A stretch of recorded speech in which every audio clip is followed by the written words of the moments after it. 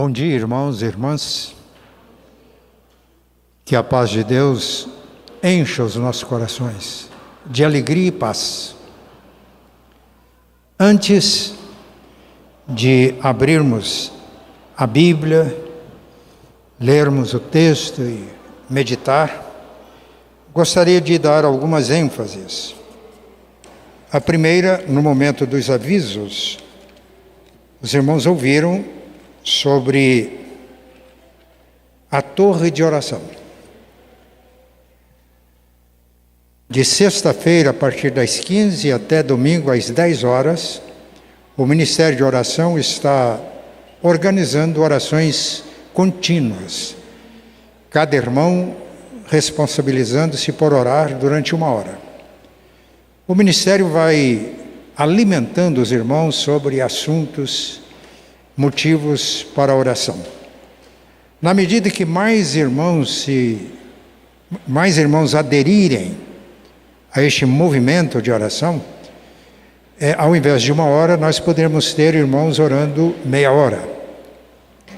Isso ininterruptamente, sexta-feira, das 15 em diante.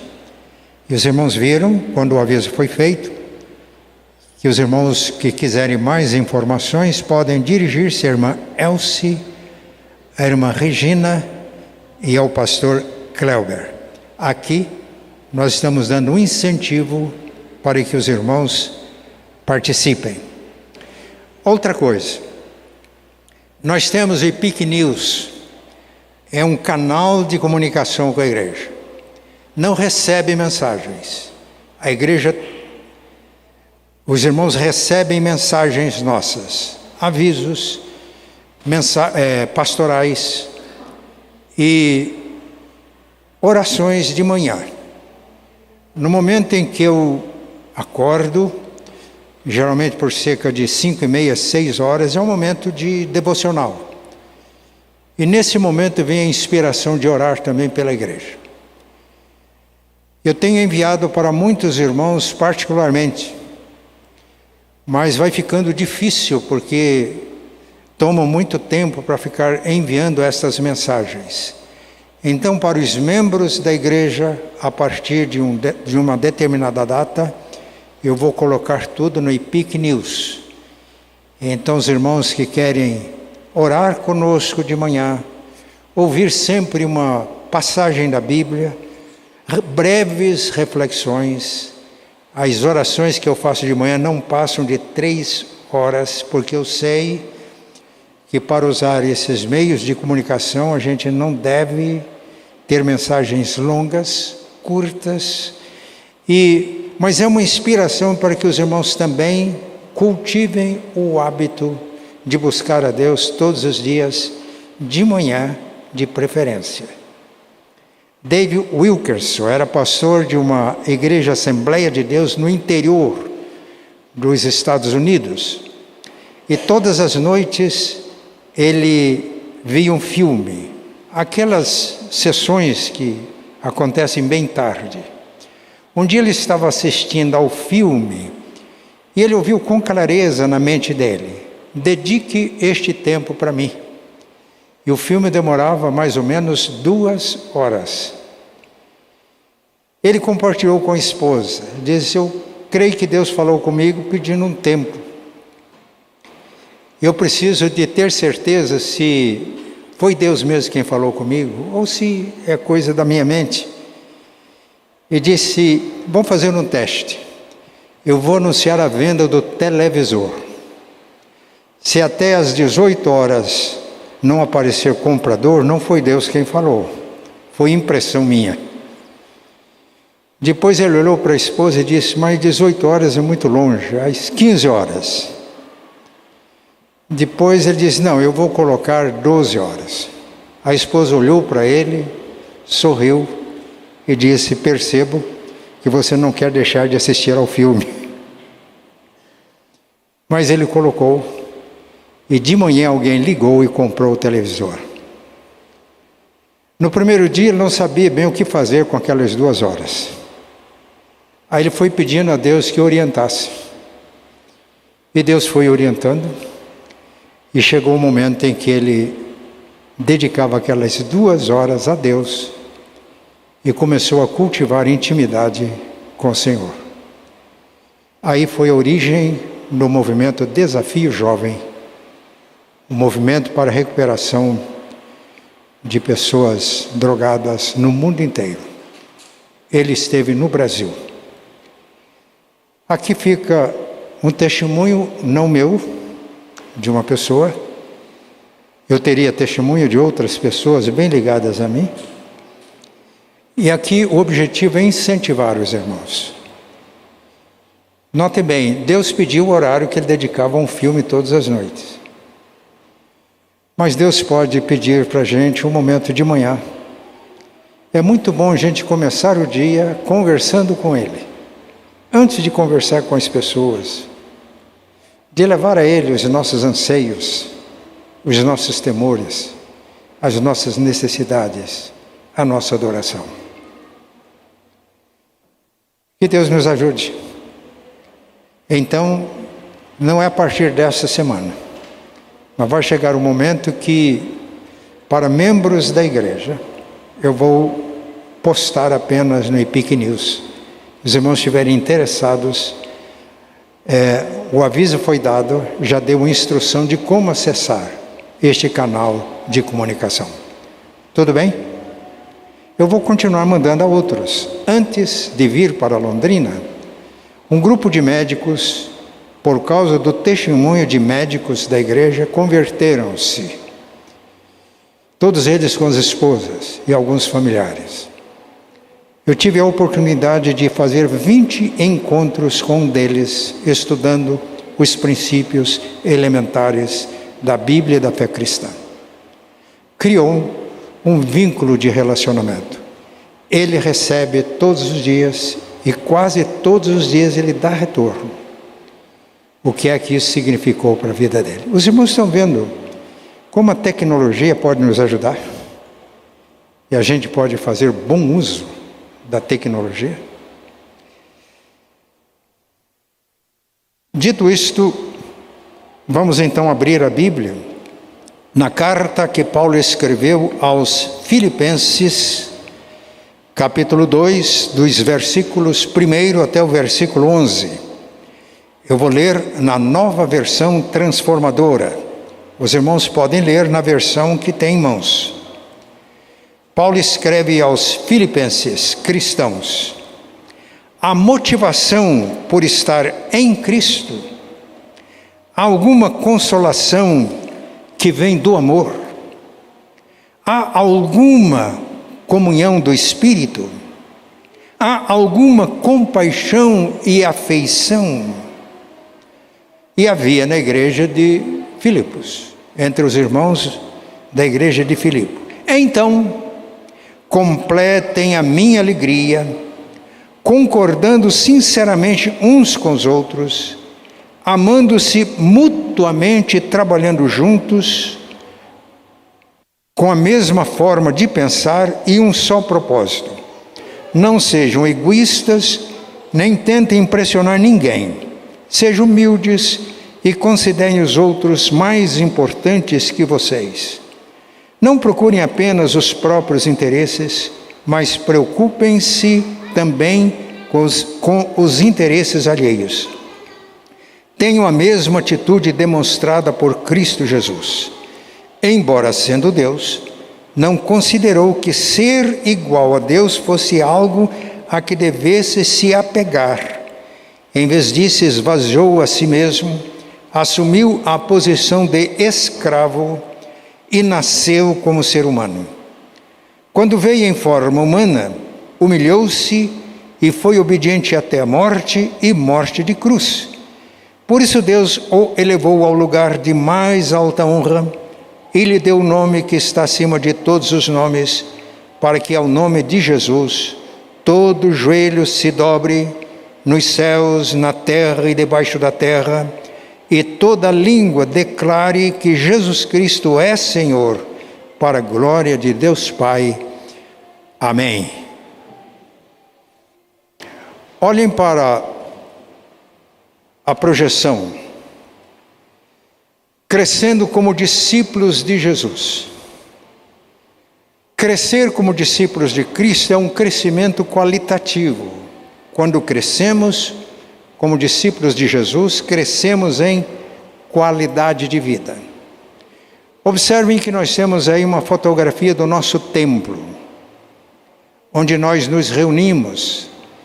E muitas vezes nós chamamos o templo de igreja, não é assim? Onde está a nossa igreja? Na Rua do Rosário, 218. Se alguém me perguntar onde está a sua igreja, a igreja que eu pastorei, eu digo, está espalhada em Curitiba. Porque a ideia de igreja, uma figura que a Bíblia usa, é do corpo. A igreja é corpo vivo de Cristo. Nele somos edificados. Crescimento em Cristo é o tema para este ano. Efésios 4:15. Seguindo a verdade em amor, cresçamos em tudo, naquele que é a cabeça, Cristo. Então a figura que estamos projetando ilustra esta mensagem. Recordando, no primeiro domingo de fevereiro, pregamos sobre como crescer em Cristo. E encerramos a mensagem dizendo que nós crescemos em Cristo em 3 dimensões. Crescemos em Cristo qualitativamente, em qualidade. É o discipulado, é o tema da mensagem de hoje. Crescemos em Cristo organicamente, quando nós nos edificamos como pedras vivas, edificando na pedra viva que é Cristo, e nos tornamos uma casa espiritual, sacerdócio santo para adorar a Deus. E o crescimento qualitativo é a evangelização. Hoje estamos iniciando uma série de 3 mensagens. E a primeira é sobre discipulado. Crescendo como discípulos de Jesus. Crescendo em qualidade. No Evangelho de Mateus, capítulo 10, versículo 25, Jesus disse: basta ao discípulo ser como seu mestre. Em outro lugar ele disse: o discípulo não é maior que o seu mestre. O servo não é maior que o seu senhor. Basta ao discípulo ser como o seu mestre, e ao servo como o seu senhor. E Jesus é o nosso Senhor e Mestre. Qual é o limite do nosso crescimento? Bem, quando nós estamos sendo como Jesus, o nosso Senhor, e sendo como Jesus, o nosso Mestre, nós atingimos o limite. Quem já atingiu? Eu não atingi. Isso para mim, irmãos, é maravilhoso. Porque na minha idade, não vou dizê-la, eu tenho a possibilidade de continuar crescendo.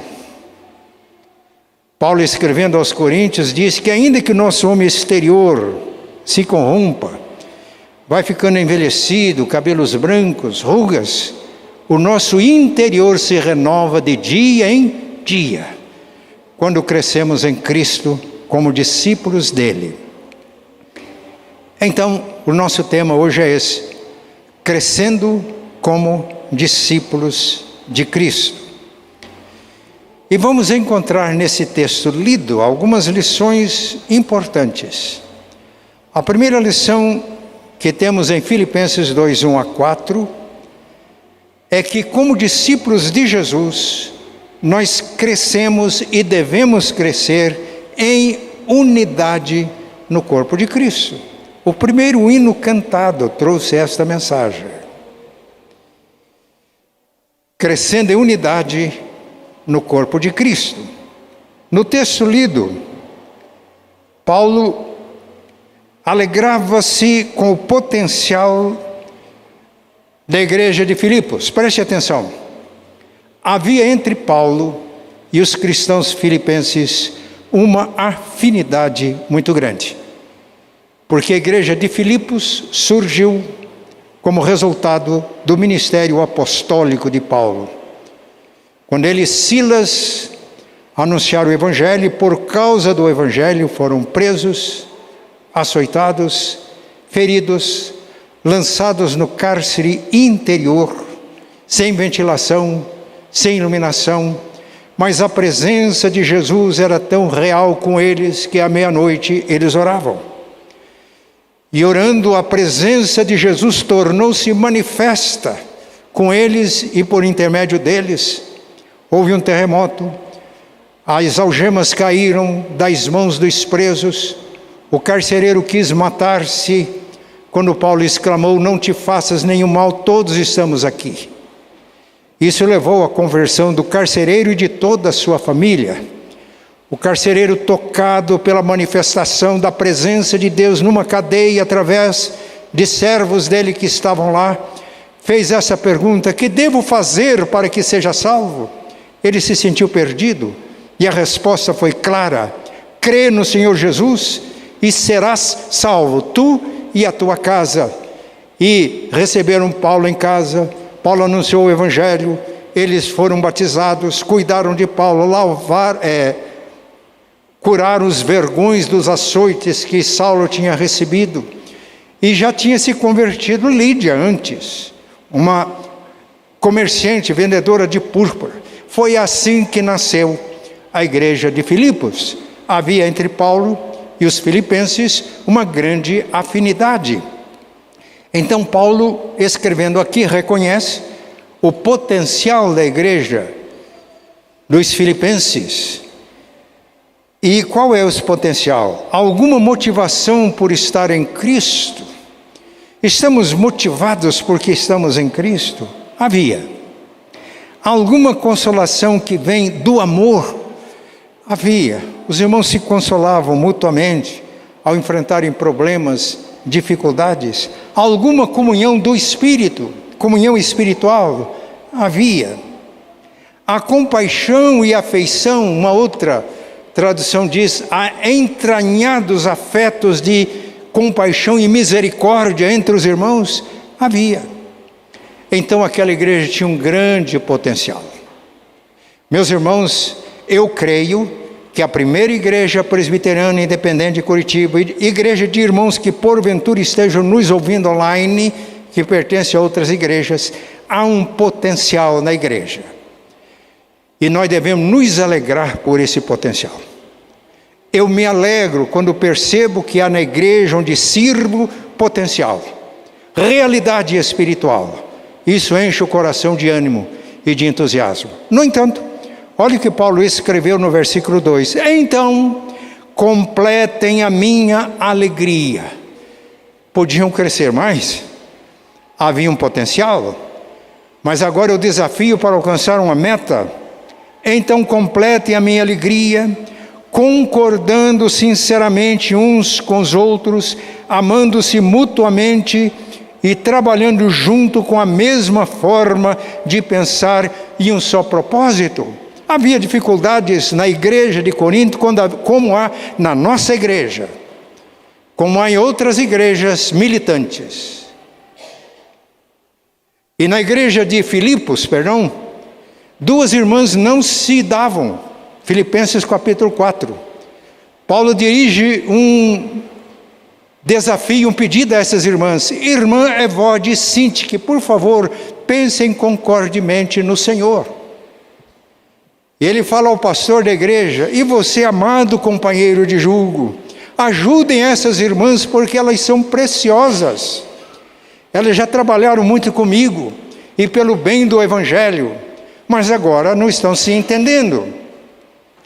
Assim como existiam esses problemas na igreja de Filipos, pode existir no nosso meio. Mas a mensagem é essa: como discípulos de Jesus, nós crescemos e nunca crescemos sozinhos. Nós crescemos em comunhão. Precisamos uns dos outros.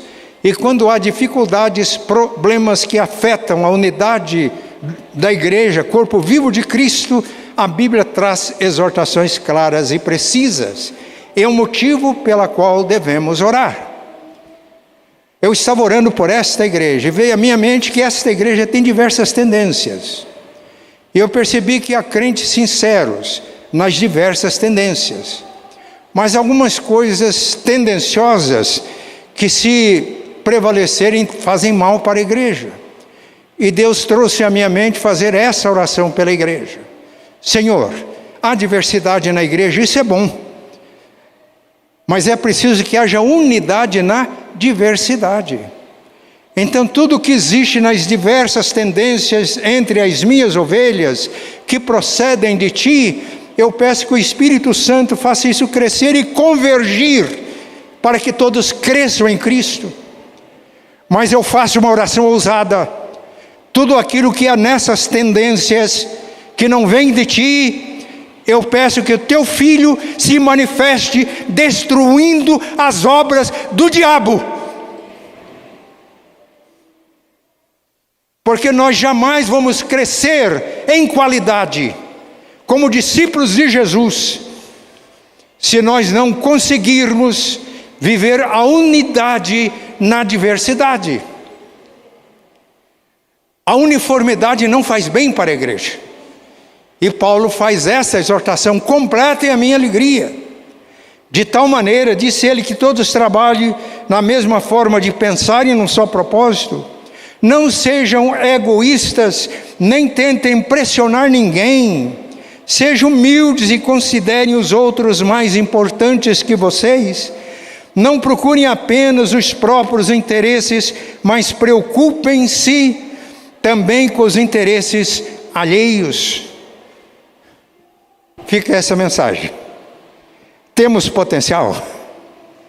Temos. Temos dificuldades? Temos. Agora, nós só podemos crescer, eu vou repetir, só podemos crescer em qualidade como discípulos de Jesus, se crescermos em unidade. Na carta que Paulo escreveu aos Efésios, capítulo 4, ele faz uma exortação à igreja, é muito prática. Eu peço para vocês, eu prisioneiro de Cristo, Paulo estava na cadeia quando escreveu para os filipenses e quando escreveu para os cristãos de Éfeso. Eu peço para vocês, o prisioneiro de Cristo, vivam de uma maneira digna da vocação a que foram chamados, com toda a humildade, longanimidade, mansidão, suportando uns aos outros em amor. E suportar em amor não é cerrar os dentes e dizer, eu aguento esse irmão. Mas suportar em amor é dar o suporte que o irmão precisa, nesses momentos de dificuldades. Esforçando, ou vocês devem se esforçar diligentemente por preservar a unidade do Espírito no vínculo da paz. A unidade, meus irmãos, não é um sonho, é uma realidade. Se somos crentes e estamos ligados em Cristo, a unidade existe. Então Paulo não está dizendo, orem para criar unidade, porque se não há unidade, não há igreja.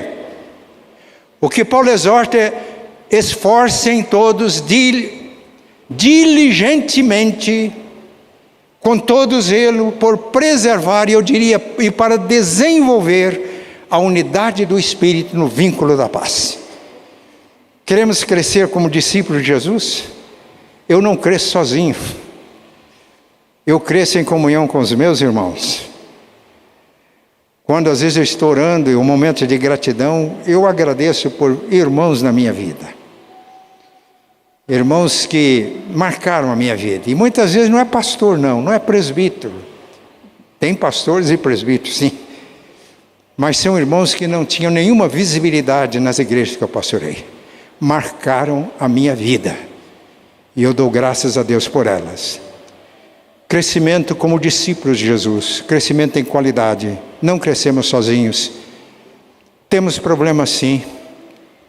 Enquanto estivermos militando no mundo, nós vamos passar dificuldades como a igreja de Filipos, como a igreja de Laodiceia, como a igreja de Sardes, como a igreja de Tiatira.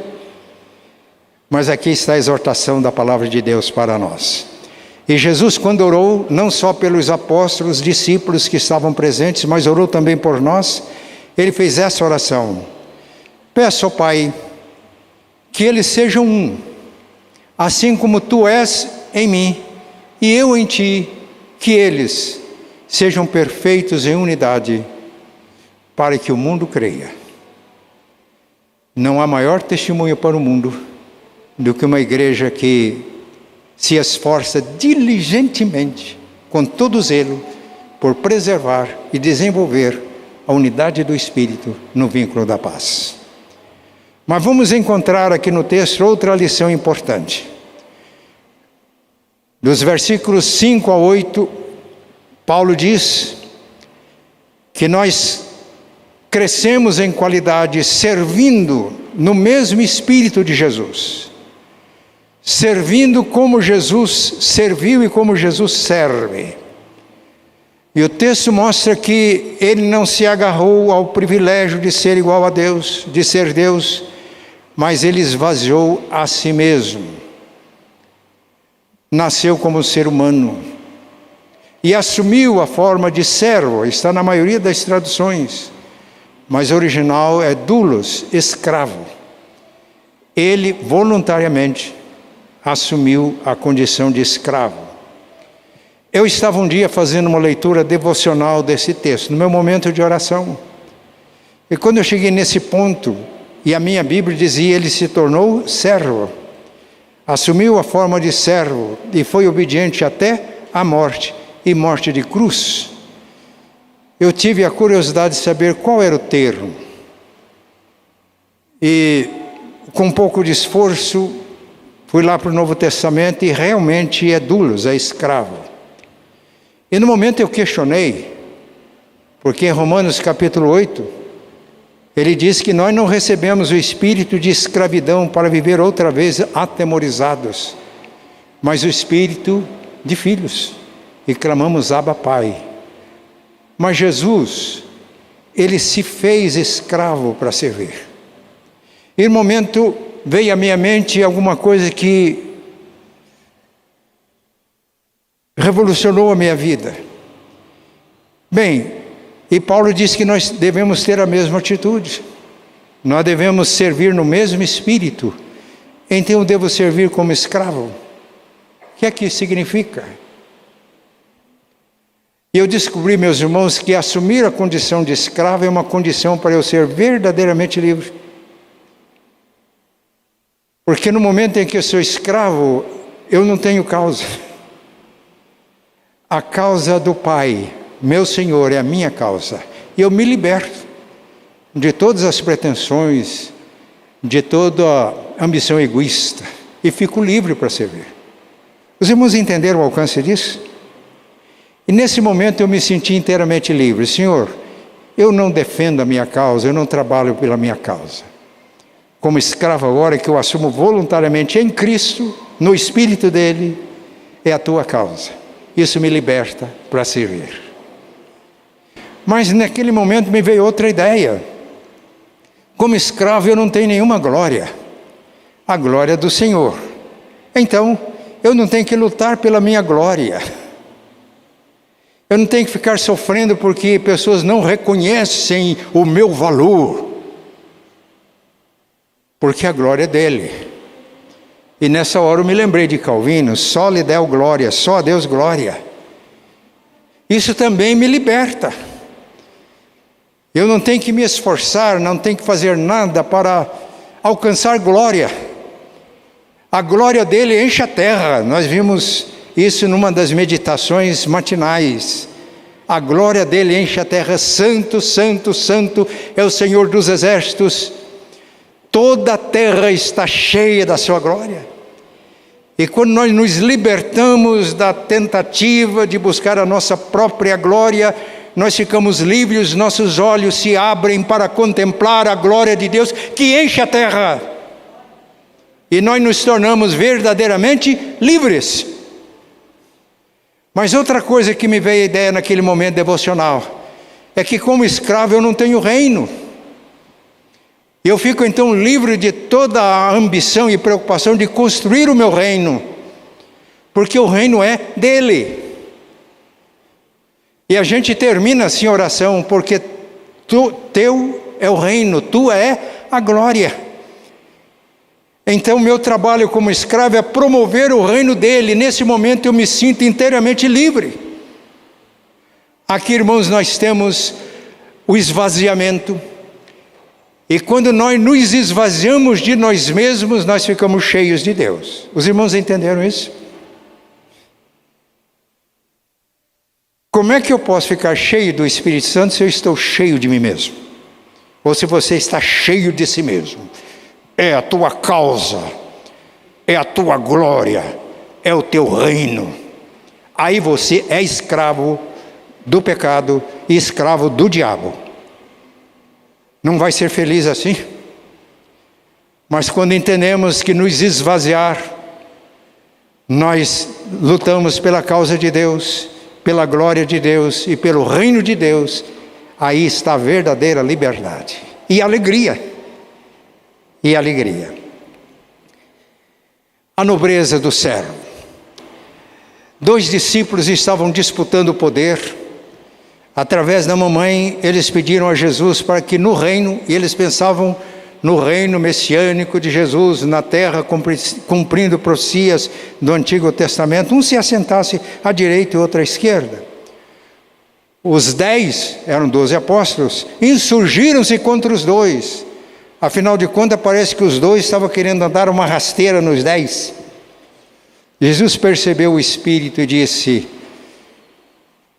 eu não posso conceder isso é para aqueles a quem o Pai já tem reservado.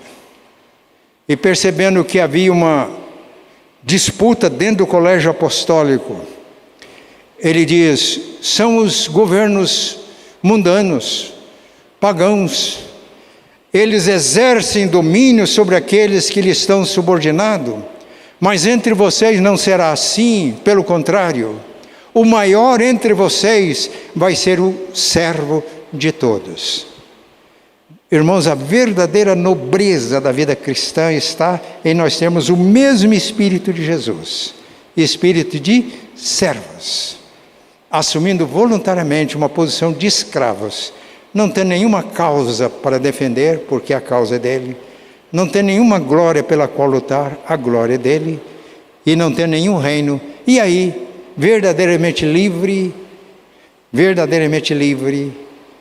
nós nos sentimos altamente privilegiados por participarmos da causa de Deus, por participarmos da glória de Deus, e por participarmos do reino de Deus. O símbolo do discípulo, portanto, é a bacia e a toalha. Eu li na década de 60 um livro que me abençoou muito, Samuel Brengle.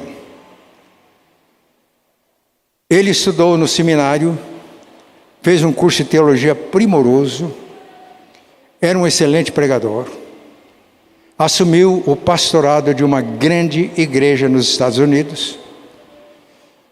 Mas naquela época o exército da salvação estava realizando um grande trabalho, e Deus o direcionou para que ele ingressasse no exército da salvação.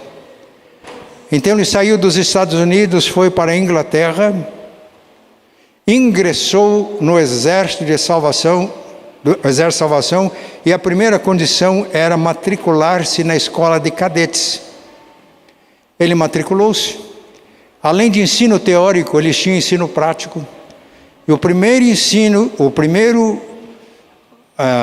a primeira tarefa prática que deram ao reverendo Samuel,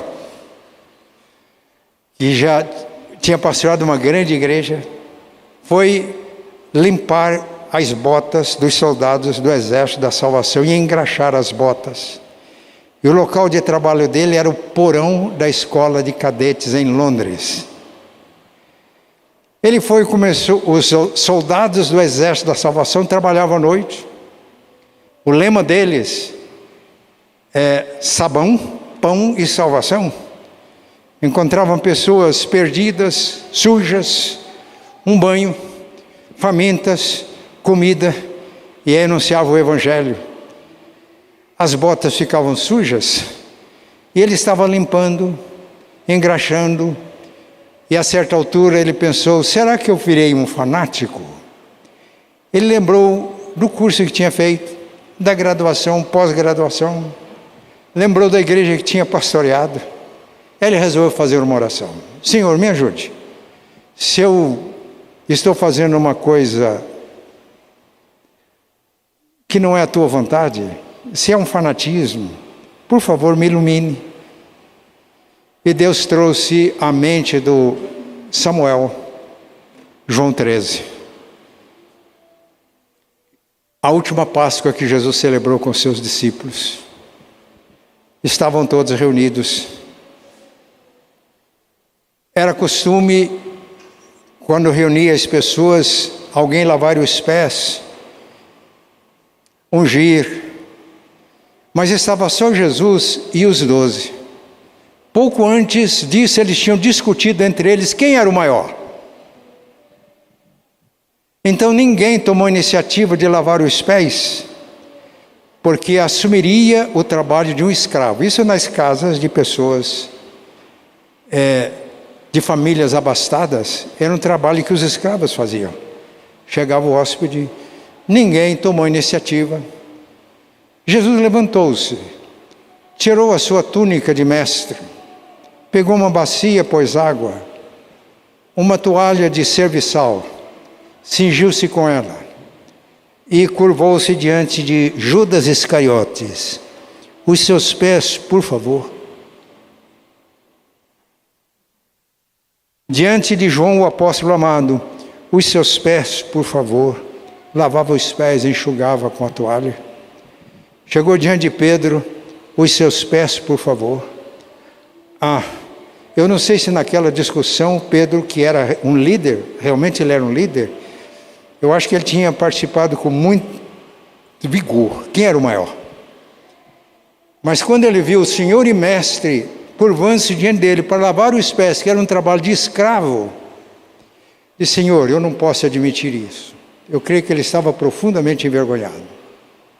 Não posso permitir. Jesus olhou para ele e disse: se eu não lavar os teus pés, você não tem parte comigo. Senhor, então não lave só os pés, lave a cabeça, me dá logo um banho. O Pedrão era assim. Jesus olhou para ele e disse: não, quem já tomou banho não precisa, só os pés. Onde pega a poeira da estrada. É como se ele estivesse dizendo para Pedro: sabe aquela poeira? Aquela discussão, Jesus sabia quem era o maior. Esse espírito, sabe, Pedro, se eu não lavar, se você não aceitar o meu trabalho de Senhor e Mestre como o trabalho de um escravo, você não vai ter parte comigo, você nunca vai viver no meu espírito. Você vai ser arrogante, vai ser prepotente, vai querer ser sempre o mandão. Eu creio que Pedro tinha essa tendência. Aí Jesus lavou os pés dos discípulos, de todos, cingiu-se outra vez, vestiu outra vez a sua roupa, sentou à mesa, olhou para todos. Eu creio que naquele instante fez um silêncio geral. E vocês entenderam o que eu fiz? Vocês me chamam de Senhor e Mestre, e vocês estão certos, eu sou. E se eu, sendo Senhor e Mestre, lavei os pés de vocês, eu dei o exemplo para que assim como eu fiz, vocês façam também. Meus irmãos, nós crescemos como discípulos de Jesus, quando nós servimos no mesmo espírito de Jesus, ou servimos como Jesus serviu. E aqui está a verdadeira grandeza. A verdadeira grandeza não está em quem manda, a verdadeira grandeza está em quem serve.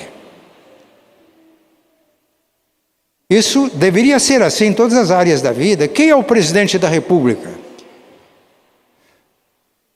Em princípio, é o servidor público número 1.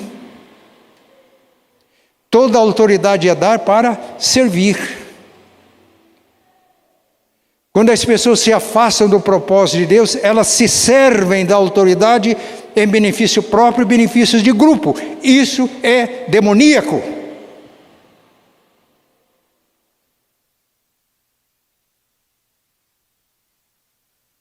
Deus então nos reveste de autoridade espiritual para que a gente possa servir. E é verdadeiramente grande quem serve, porque entre vocês o maior é aquele que serve a todos. Mas a terceira lição, aqui está esse quadro, né? Vamos gravá-lo. Ora, se eu, sendo Senhor e Mestre, lavei os pés de vocês, vocês devem lavar os pés uns dos outros. Vamos lembrar do que Jesus disse em Mateus 10, 25? Basta ao discípulo ser como o Mestre, e basta o servo ser como o Senhor. Não é preciso de nada mais do que isso. Mas nós crescemos em qualidade, vitoriosos em Cristo, porque se crescemos em unidade no corpo vivo de Cristo, se servimos como Jesus serve, agora sim nós participamos também da glória de Jesus. Olha o que está escrito. Eu perdi aqui o meu time no meu texto. Olha o que aconteceu a partir do versículo 9. Pelo que Deus, porque ele esvaziou a si mesmo, foi servo, obediente até a morte e morte de cruz, pelo que Deus o exaltou soberanamente. E lhe deu um nome que está acima de todo nome, para que ao nome de Jesus se dobre todo o joelho, nos céus, na terra e debaixo da terra, e toda língua confesse que Jesus Cristo é Senhor. Quem honra será honrado. Jesus disse: quem se exalta, o que ele disse, será humilhado. E quem se humilha,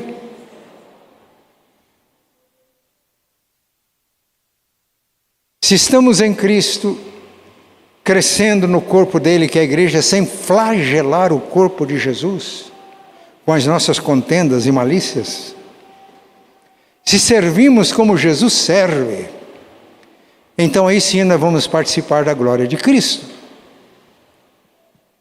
Porque Efésios 4:6 está dizendo que Deus nos ressuscitou em Cristo e nos fez sentar com Cristo nas regiões celestiais.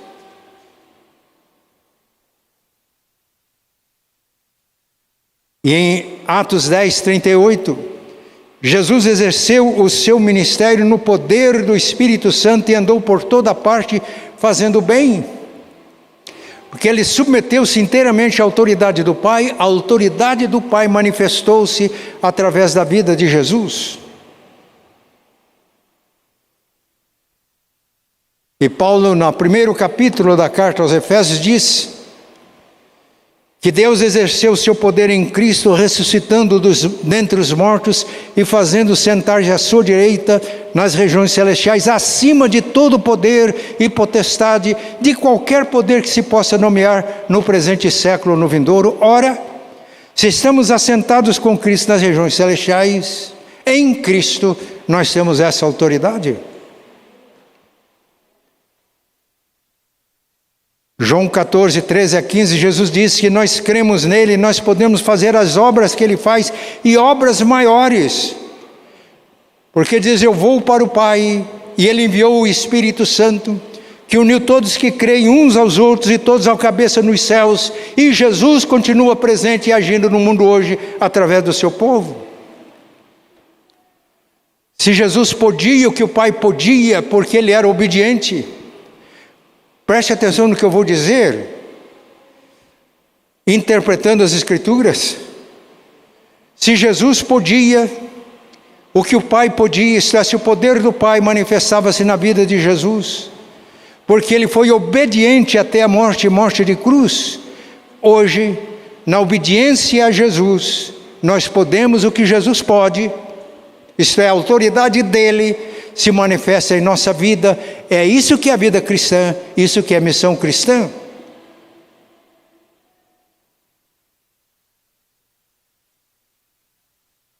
Então, o que nós precisamos é nos tornar cópias de Jesus. E veja o que é que a Bíblia diz. Até como nós devemos crescer em qualidade, até que todos alcancemos a unidade da fé e do conhecimento do Filho de Deus e cheguemos à maturidade, atingindo a medida da plenitude de Cristo. Então eu creio que é um desafio, uma meta de crescimento para todos nós. Os irmãos concordam? Eu só tenho esperança hoje se eu puder continuar a crescer. Eu tenho plena consciência que as minhas experiências do passado ajudam muito. Ajudam. Mas não são suficientes. Se eu não crescer hoje em Cristo, eu não tenho ministério. Eu então convido as minhas ovelhas para essa mesma disposição. Crescermos em Cristo. O nosso alvo é Ele. Quando é que vamos parar de crescer? Quando alcançarmos a plenitude. Isso a Bíblia ensina que é na glória. Quando não estamos ainda na glória, é o nosso tempo de crescer em Cristo. Vamos nessa? Vamos? Vão comigo? Vamos nos ajudar mutuamente?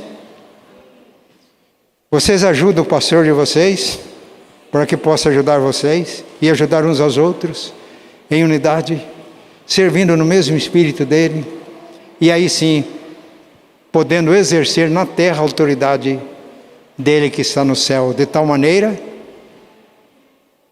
que as pessoas sejam atraídas a Jesus por nosso intermédio.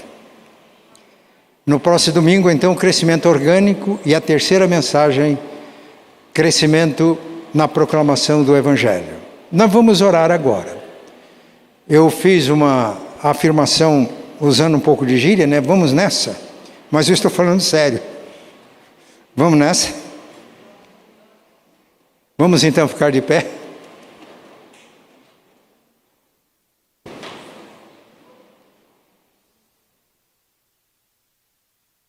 Pai, a Tua palavra é lâmpada para os nossos pés e é luz para o nosso caminho. Nós Te damos graças porque Jesus veio à terra. Nós não podíamos ir ao céu para receber os benefícios que Ele tem para nós. Ele se esvaziou. Mas como homem, ó Deus, para exercer o Seu ministério, Ele ficou cheio do Teu Espírito. Quando Ele foi batizado, o Espírito veio sobre Ele.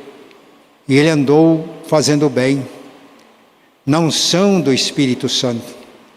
Pai, Ele é o nosso mestre. É assim que devemos segui-lo. Que agora, Pai, cada um de nós sinta a necessidade de crescer.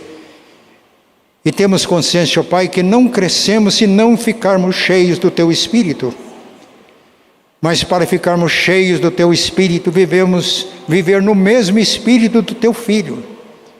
Deixar que o Espírito Santo nos domine, para que nós não tenhamos uma causa própria, a fim de ficarmos livres para lutarmos pela Tua causa, cheios do Espírito Santo, para que tenhamos a consciência de que não temos uma glória a lutar pela nossa glória, mas é a Tua glória, porque tudo mais é vanglória, é ilusão e vaidade. Mas, Pai, cheios do Teu Espírito, sermos propagadores do Teu reino e através da nossa vida e palavra e pregação estendermos as fronteiras do Teu reino e sermos participantes do Teu reino aqui na terra, embaixadores do Teu reino aqui na terra. Pai, nós pedimos que o Espírito Santo nos leve a ser tão obediente a Jesus, o nosso Senhor e Mestre, quanto Ele foi obediente a Ti, ó Pai. De tal maneira que o Senhor pôde exaltá-lo e dar a Ele o nome que está acima de todo nome. Que a nossa glória seja a Tua glória. Que a nossa causa seja a Tua causa. E que sejamos participantes do Teu reino. Agora, Pai, pedimos que o Espírito Santo desperte em cada um de nós aqui presente, dos que estão participando em casa, o desejo ardente de crescer em Cristo. E quanto mais crescemos, maior o desejo de crescer, para que sejamos cópias de Jesus, e Ele possa se manifestar ao mundo por nosso intermédio. Pai, essa é a nossa oração, é o nosso desejo, é o nosso pedido, em nome de Jesus, amém. E que a graça de nosso Senhor e Salvador Jesus, o amor de Deus, nosso Pai, e a comunhão do Espírito Santo, estejam com todos vós, irmãos, e com todo o povo de Deus, hoje e sempre. Amém. Uma boa semana e que neste carnaval a alegria de Cristo esteja no coração de todos.